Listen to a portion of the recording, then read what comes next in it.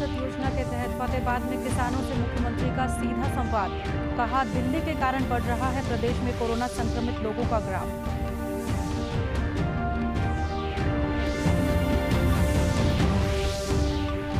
गृह मंत्री अनिल विज ने दिए संकेत, जरूरत पड़ी तो फिर सील हो सकते हैं दिल्ली से सटे प्रदेश के बॉर्डर। कहा, हरियाणा में बिना भेदभाव किया जाएगा हर व्यक्ति का इलाज।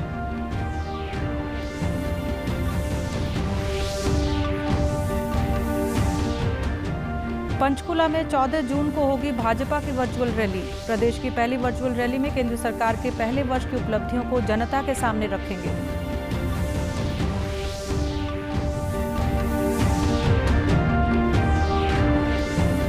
और सुप्रीम कोर्ट ने केंद्र और राज्य सरकारों को सभी प्रवासी श्रमिकों को 15 दिनों के अंदर उनके गृह राज्य भेजने के दिए निर्देश। नमस्कार, मैं मंजू सिंधु और अब खबरें विस्तार से। मुख्यमंत्री मनोहर लाल ने फसल विविधीकरण में मेरा पानी मेरी विरासत योजना के तहत धान बाहुल्य जिलों के किसानों से सीधा संवाद कर सुझाव एवं फीडबैक लेने की नई कवायद शुरू की है। इसी कड़ी में फतेहाबाद के रतिया में सीएम ने आज किसानों से चर्चा की। उन्होंने कहा कि प्रदेश के कुछ इलाकों में भूजल स्तर तेजी से नीचे जा रहा है। ऐसे स्थानों को चिन्हित कर किसानों से अपील की गई है कि वे धान के बजाय अन्य फसलों की बिजाई करें।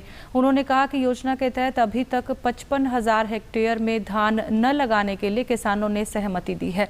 1 लाख हेक्टेयर में धान न बोने का टारगेट भी जून माह में पूरा कर लिया जाएगा। किसानों को अपील की थी, जहां पानी बहुत गहरा चला गया, खास करके अगर मैं कहूँ तो 40 मीटर से भी नीचे पानी जहाँ चला गया है, ऐसे क्षेत्रों में किसानों को अपील की थी कि अपने धान की बिजाई कम करें। मुझे खुशी है इस बात की कि अभी तक 55,000 हेक्टेयर जमीन के ऊपर धान न बोने के लिए लगभग 42,000 किसानों ने और अपने फार्म भरे हैं। एक बड़ी संख्या में किसान आगे आ रहे हैं। हमारा टारगेट है 1 लाख हेक्टेयर का। तो 1 लाख हेक्टेयर क्योंकि बहुत सी जगह पर फार्म भरे जा रहे हैं और अभी धान की बिजाई में समय भी शेष है कि जून के महीने में मुझे लगता है हम अपने टारगेट को पूरा करेंगे। वहीं मुख्यमंत्री ने कहा कि प्रदेश में कोरोना से निपटने के लिए विभिन्न कदम उठाए जा रहे हैं। शुरुआत में प्रदेश में कोरोना के ज्यादा मामले नहीं थे, परंतु कुछ कारणों से हालात बिगड़ रहे हैं। दिल्ली से आने वाले लोगों के कारण कोरोना का ग्राफ बढ़ा है। प्रदेश के अधिकारी कोरोना पर जल्द काबू पाने के प्रयास कर रहे हैं। इसके लिए अधिकारी जिला स्तर पर जाएंगे और वहीं स्थिति देखकर समीक्षा करके जरूरी कदम उठाएंगे। उन्होंने प्रदेश में स्कूल खोले जाने के सवाल पर कहा कि 15 जुलाई तक कॉलेज, 15 अगस्त तक सेकेंडरी स्कूल और 31 अगस्त तक प्राइमरी स्कूल खोले जाने का फिलहाल कोई योजना नहीं है। अगस्त के बाद ही स्थिति को देखकर फैसला लिया जाएगा। दिल्ली आने जाने वाले जो अपने किसी भी नौकरी के लिए, दुकान के लिए, व्यापार के लिए जो आते जाते हैं, सब्जी मार्केट, आजादपुर, वहाँ से भी इसका आंकड़ा बहुत ज़्यादा बढ़ा। इस कारण से उसका असर हुआ है। फिर भी हमारी सारी जो मशीनरी है वो चाकचौबंद है और हम इसको हर संभव प्रयत्न है कि इसको आगे ना बढ़ने दें। उसके लिए सारे हमारे अधिकारी काम कर रहे हैं। 15 जुलाई तक कॉलेजेस नहीं खुलेंगे, 15 अगस्त तक सेकेंडरी स्कूल नहीं खुलेंगे, 31 अगस्त तक प्राइमरी स्कूल नहीं खुलेंगे। मूल्यांकन उसका रिव्यू करेंगे, उस समय क्या स्थिति होती है, बाद में कब खुलेंगे कब नहीं खुलेंगे उस समय विचार करेंगे। लेकिन अभी तो जो वर्तमान स्थिति है इसमें इस समय तक कोई भी परीक्षाएं जो हैं कॉलेजेस की फाइनल ईयर की जो परीक्षाएं हैं वो सभी जुलाई महीने में यूनिवर्सिटीज़ के माध्यम से वो सब कराई जाएंगी। जो फाइनल सेमेस्टर हैं उनकी परीक्षाएं होंगी। जो फाइनल सेमेस्टर को छोड़ करके बाकी सेमेस्टर जितने हैं उनको उनकी एवरेज बेसिस के ऊपर सबको पास कर दिया जाएगा। प्रदेश में कोरोना संक्रमण के लगातार बढ़ते मामलों पर स्वास्थ्य मंत्री अनिल विज ने संकेत दिए हैं कि सरकार स्थिति पर नजर बनाए हुए है और अगर जरूरत पड़ी तो दिल्ली के साथ लगते प्रदेश के बॉर्डर दोबारा सील किए जाएंगे। उन्होंने कहा कि कोरोना महामारी को फैलने से रोकने के लिए मैंने प्रदेश की दिल्ली के साथ लगती सीमाओं को खोलने पर पहले भी असहमति प्रकट की थी, लेकिन जनता की मांग पर हमने केंद्र सरकार द्वारा जारी किए गए दिशा निर्देश लागू किए। उन्होंने कहा कि हरियाणा में हर प्रदेश के लोग रहते हैं और सरकार द्वारा बिना किसी भेदभाव के हर व्यक्ति का इलाज किया जाएगा। उन्होंने कहा कि सभी राजनेताओं के लिए भी एसओपी जारी होनी चाहिए, जिसको लेकर वे केंद्र से भी आग्रह करेंगे। मैं तो पहले दिन से सीमाएं खोलने के विरुद्ध था। और मुझे हमेशा से लगता था कि अगर हम दिल्ली के साथ लगती सीमाओं को खोलेंगे तो कोरोना के केसेस बढ़ेंगे, परंतु जनता की मांग पर केंद्र सरकार ने सभी इंटरस्टेट जो बंद थे उनको खोलने का फैसला किया। मैंने तो ये कहा था कि अगर हरियाणा में आया हुआ कोई व्यक्ति अगर बीमार हो जाए तो हम उसका भी निसंकोच इलाज करेंगे। हरियाणा में यूपी के भी लोग रहते हैं, पंजाब के भी रहते हैं, उत्तराखंड के भी रहते हैं। बहुत बड़ी संख्या में लोग अपनी समस्याओं को लेके राजनेताओं के पास आते हैं और कई बार राजनेताओं के लिए उनको कहना मुश्किल भी हो जाता है, इसलिए कोई ना कोई गाइडलाइन जारी होनी चाहिए। वहीं उप मुख्यमंत्री दुष्यंत चौटाला ने आज राज्यपाल सत्यदेव नारायण आर्य से चंडीगढ़ में मुलाकात की। उन्होंने कहा कि विश्वविद्यालय बंद होने से विद्यार्थियों के रिसर्च वर्क पर असर पड़ा है, इसलिए पोस्ट ग्रेजुएट और पीएचडी वाले विद्यार्थियों के लिए विश्वविद्यालय दोबारा खोलने की जरूरत है। बैठक में रिसर्च वर्क दोबारा कैसे शुरू हो को लेकर राज्यपाल से चर्चा की है। उन्होंने कहा कि केंद्र के निर्देशों के आधार पर ही विश्वविद्यालयों को खोला जाएगा। आज हिंडर करती है तो सालों की मेहनत पर पानी फिरने की बात है।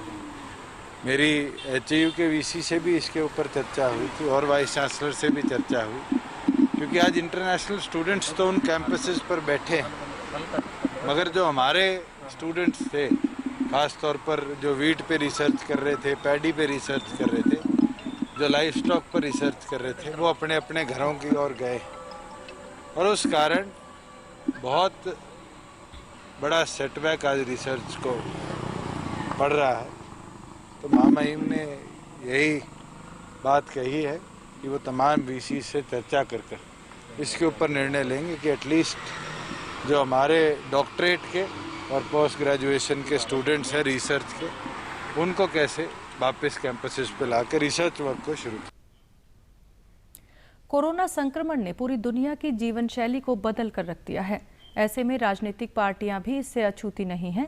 ऐसे समय में भारतीय जनता पार्टी ने लोगों की सुरक्षा को ध्यान में रखते हुए केंद्र सरकार के दूसरे कार्यकाल के 1 वर्ष में किए कार्यों को जनता तक पहुंचाने के लिए वर्चुअल रैली करने का निर्णय लिया है। भारतीय जनता पार्टी की 14 जून को पंचकुला से संचालित होने वाली वर्चुअल रैली प्रदेश के इतिहास की पहली वर्चुअल रैली है। ऑनलाइन रैली को केंद्रीय मंत्री नरेंद्र तोमर, राष्ट्रीय महासचिव एवं प्रदेश प्रभारी अनिल जैन, प्रदेश के मुख्यमंत्री मनोहर लाल और भाजपा प्रदेशाध्यक्ष सुभाष बराला संबोधित करेंगे। भाजपा हरियाणा के प्रदेश अध्यक्ष सुभाष बराला ने बताया कि इस वर्चुअल रैली से 1 लाख से अधिक लोग ऑनलाइन, सोशल मीडिया और टीवी के माध्यम से जुड़ेंगे। प्रवासी श्रमिकों की स्थिति को लेकर दायर जनहित याचिकाओं पर सुप्रीम कोर्ट ने आदेश दिया है कि जो प्रवासी श्रमिक घर लौटना चाहते हैं उनको आज से 15 दिनों के भीतर अपने गांव या फिर जहां वो जाना चाहें भेजने के समुचित इंतजाम किए जाएं। सर्वोच्च न्यायालय ने कहा कि राज्य श्रमिकों को स्थानीय स्तर पर रोजगार देने की स्कीम भी तैयार करें। इसके लिए पलायन कर वहां पहुंचे सभी श्रमिकों की पहचान कर विस्तृत जानकारी वाला डेटा तैयार करके उनको समुचित रोजगार देने की स्कीम बनाई जाए। कोर्ट ने कहा है कि डिजास्टर एक्ट के मुताबिक सभी श्रमिकों की स्किल मैपिंग का इंतजाम, साथ ही श्रमिकों के खिलाफ लॉकडाउन के नियम तोड़ने के आरोप में दर्ज सारी शिकायतें और मुकदमे वापस किए जाएं या फिर रद्द किए जाएं। केंद्रीय स्वास्थ्य मंत्री डॉक्टर हर्षवर्धन ने वीडियो कॉन्फ्रेंसिंग के जरिए ग्रुप ऑफ मिनिस्टर्स की बैठक में हिस्सा लिया। बैठक में स्वास्थ्य और परिवार कल्याण मंत्रालय ने 50 से अधिक जिलों और नगर निकायों के साथ 15 राज्यों, केंद्र शासित प्रदेशों में उच्च स्तरीय टीमों को तैनात करने का फैसला लिया है, जहां कोरोना के मामले अधिक है। ये टीमें राज्य सरकारों की सहायता के लिए हैं, जो कोरोना से लड़ने के लिए तकनीकी सहायता प्रदान करेगी। ये टीमें तमिलनाडु के 7, राजस्थान के 5, असम के 6, कर्नाटक, हरियाणा, बिहार और उत्तर प्रदेश के 4 जिलों के साथ दिल्ली, पश्चिम बंगाल, उत्तराखंड और गुजरात के 3 जिलों का दौरा करेंगी। ये केंद्रीय टीमें मध्य प्रदेश और उड़ीसा के 5 जिलों का दौरा कर सभी प्रभावित राज्यों की रिपोर्ट सरकार को सौंपेगी। 3 सदस्यीय टीम में 2 सार्वजनिक स्वास्थ्य विशेषज्ञ, महामारी विशेषज्ञ, चिकित्सक और संयुक्त सचिव स्तर के प्रशासनिक अधिकारी शामिल होंगे। और प्रदेश से जुड़ी खबरों को विस्तार से जानने के लिए आप हमारे साथ फेसबुक, ट्विटर और यूट्यूब के माध्यम से भी जुड़ सकते हैं। हमसे जुड़ने के लिए आप हमारे सोशल मीडिया हैंडल को फॉलो कर सकते हैं। चालू वित्तीय वर्ष 2020-21 के दौरान महात्मा गांधी राष्ट्रीय ग्रामीण रोजगार गारंटी योजना के तहत 1,01,500 करोड़ रुपए का आवंटन किया गया है। ये इस कार्यक्रम के तहत अब तक की निधियों का सर्वाधिक आवंटन है। वित्तीय वर्ष 2020-21 के दौरान 31,493 करोड़ रुपए की राशि पहले ही जारी की जा चुकी है, जो कि चालू वित्तीय वर्ष के बजट के अनुमान से 50% ज्यादा है। अब तक 6,69,00,000 व्यक्तियों को कार्य प्रदान किया गया है। मई 2020 में औसतन 2.5 करोड़ व्यक्तियों को प्रतिदिन कार्य दिया गया है। ये पिछले साल मई में प्रदान किए गए कार्य से 73% अधिक है, जो कि 1.45 करोड़ व्यक्ति प्रतिदिन था। वित्तीय वर्ष 2020-21 के दौरान अब तक 10 लाख कार्य संपन्न किए जा चुके हैं। आजीविका को बढ़ावा देने के लिए जल संरक्षण और सिंचाई, वृक्षारोपण, बागवानी से संबंधित कार्यों व व्यक्तिगत लाभकारी कार्यों पर ध्यान केंद्रित किया जा रहा है। देश के किसानों की आय को दोगुना करने के लिए केंद्र सरकार फसलों का उचित मूल्य, खाद व बीज में सब्सिडी, आधुनिक मंडियों का निर्माण सहित विभिन्न योजनाएं चला रही है। ऐसे में प्रधानमंत्री किसान सम्मान निधि योजना के माध्यम से छोटे व सीमांत किसानों के खातों में प्रति वर्ष 6,000 रुपए दिए जा रहे हैं। इस योजना के तहत किसानों को दूसरी किश्त की राशि मिलनी शुरू हो गई है। 2 हेक्टेयर से कम भूमि वाले भिवानी जिले के छोटे व सीमांत किसानों ने बताया कि उनके खातों में 2-2 हज़ार रुपए की किस्त आ चुकी है। उन जैसे छोटे किसानों के लिए ये आर्थिक सहायता खेती कार्यों में बड़ी मददगार साबित हो रही है। इन रुपयों से वे अब अपनी फसल के लिए खाद और बीज खरीद पा रहे हैं तथा उन्हें अगली फसल की तैयारियों के लिए मदद मिली है। खेती बाड़ी खातर खाद बीज लिया। तो योजना कैसी लगी जी? बढ़िया लगी। तो किसानों को क्या लाभ मिल पा रहा है इसका किसान अभी टाइम पर पीछे नहीं हो तो ये 2,000 मिल जाए तो उससे अपना काम चला ले। प्रधानमंत्री योजना के तहत हमारे पास 2,000 के 3 बार आ लिए, 6,000 रुपये आ चुके हैं जी। प्रधानमंत्री मोदी जी ने हमारे लिए बहुत बढ़िया कर दिया। जमींदार के लिए हर चीज़ का फायदा होगा। बीज ले आओ, खाद ले आओ, हर तरह की सुविधा दे दी है। गरीब आदमी को बहुत बढ़िया सहयोग दिया। बीज ब्याज लिया हुआ है, खाद लिया हुआ है बाड़ी का। हाँ, तो क्या बढ़िया योजना है जी? हाँ बढ़िया है जी। योजना तो अच्छी है जी, सरकार दे रही है तो किसान पैसा 60 लिया वहाँ, गेहूँ लिया वहाँ, खाद लिया वहाँ, बीज लिया वहाँ। अवैध खनन की लगातार मिल रही शिकायतों को देखते हुए आज हरियाणा के परिवहन एवं खनन मंत्री मूलचंद शर्मा ने अधिकारियों के साथ यमुना नदी के किनारों का दौरा किया। उन्होंने खनन अधिकारियों और संबंधित इलाके के थाना प्रबंधकों को खनन करने और करवाने वाले लोगों पर मुकदमा दर्ज करने के आदेश दिए। उन्होंने कहा कि अवैध खनन और चोरी करने वालों के साथ साथ जो निजी जमीन पर भी खनन करते हैं उनके खिलाफ भी सख्त कार्रवाई की जाएगी। मंत्री ने बताया कि अगर पुलिस स्टेशन के तहत आने वाले खानकों में अवैध खनन होता है तो पुलिस की सहमति मानकर अधिकारियों के खिलाफ भी कार्रवाई हो सकती है, क्योंकि यदि पुलिस चाहे तो खनन का एक ट्रक भी अवैध रूप से नहीं निकल सकता। मंत्री ने खनन अधिकारियों को भी आदेश दिए हैं कि वो अवैध खनन पर सख्त कार्रवाई करे और वाहनों को जब्त करे। पल्ली तरफ जो हमारे हरियाणा का गांव है वहाँ भी इस तरह खनन हुआ था। हमने कहा ऐसे सबके खिलाफ उन किसान, उन जिनकी ज़मीन है, जो ज़मीन से खनन कर रहे हैं उनके खिलाफ भी कार्रवाई हो और जो खनन कर रहे हैं उनके खिलाफ भी कार्रवाई हो।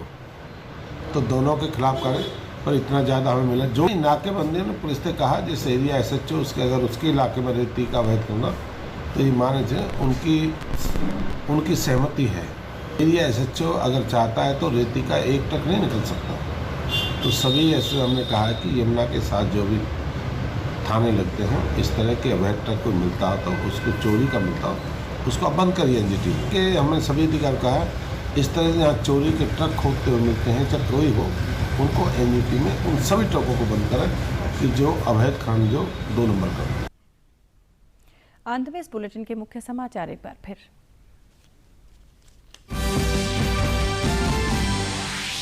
मेरा पानी मेरी विरासत योजना के तहत फतेहाबाद में किसानों से मुख्यमंत्री का सीधा संवाद। कहा, दिल्ली के कारण बढ़ रहा है प्रदेश में कोरोना संक्रमित लोगों का ग्राफ।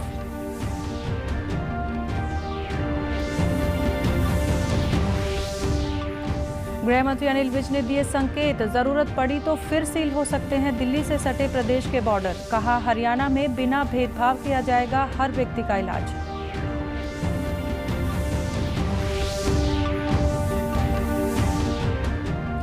पंचकुला में 14 जून को होगी भाजपा की वर्चुअल रैली। प्रदेश की पहली वर्चुअल रैली में केंद्र सरकार के पहले वर्ष की उपलब्धियों को जनता के सामने रखेंगे।